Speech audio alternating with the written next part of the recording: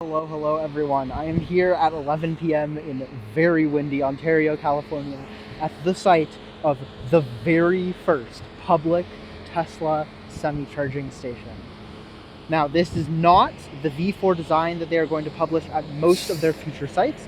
This is an older design that they've actually displayed before at Baker, very briefly, and I don't think they actually used it for anything other than like stunt purchases. But as you can see, we have a pretty absurd site here.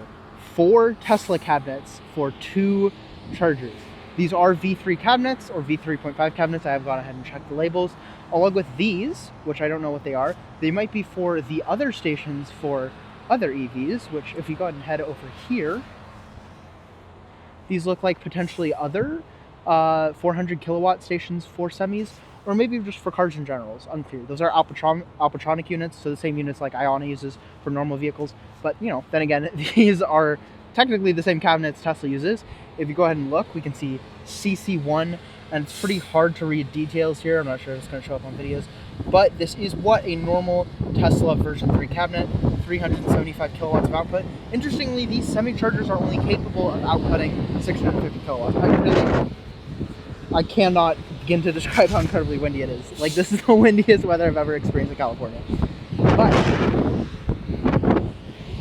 we do have our semi-charger. We are going to go ahead and take a look at that in a moment. But first of all, this is I think I'm allowed to be here, but I had to walk the car park because I don't have a Tesla Semi, unfortunately. Is all the way over there. I don't even think it shows up, but yeah, I did have to walk quite a bit. You're here for the Tesla Semi charger. Let's go ahead and see what it looks like. This is a brand new site. This is what the connector looks like. This is an MC1 Tesla connector. This is technically not proprietary. Realistically, only the legacy Tesla semis are going to be using this. The new semis actually use a different design that we'll be seeing in the versions of the charger using V4 cabinets, which only requires 1 V4 cabinet for every 2 stalls instead of 4 cabinets per 2 stalls. So should be a pretty significant upgrade. But yeah, it's kind of hard to tell, but this is a braided cable. It's the kind of cable they've actually used before in Seattle, Washington, to make sure people are not able to cut it. I don't know if it has the tag that one had. It doesn't look like it does. And then there's also no payment terminal. While these chargers do resemble V4 pedestals, they don't actually have the payment terminal. They don't have an adapter, obviously.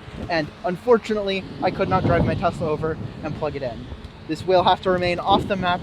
For now, the only charger in California I will not have visited, because I do plan to visit every single supercharger in the state that I have not visited yet. But yeah, the other one looks exactly the same. I'm going to show you. Same cable with the technology. I'm not going to show you, obviously, but if I tried to cut the cable here, it would squirt ink. So that'd be really fun. It does also have a button, presumably to open the charge port. I don't know if you can hear that clicking sound over the freaking wind. Hopefully the wind noise isn't too bad. If it isn't too bad, then it isn't too bad if you're watching this, because if it's really bad, I'm just going to not upload the video. But yeah, this is really awesome to see. Obviously the first one I've seen in person, and this is the first ever public site. Anybody with a Tesla Semi, you know, the Tesla Semi anyone can go and purchase, can go ahead and charge here.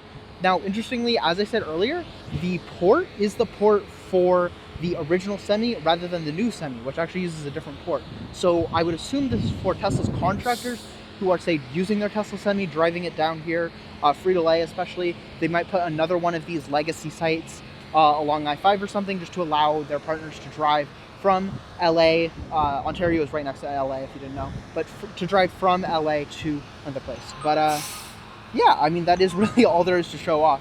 I hope you enjoyed. I was not expecting to do this today, but I mean, super awesome to see. And yeah, like, subscribe, etc. Adios.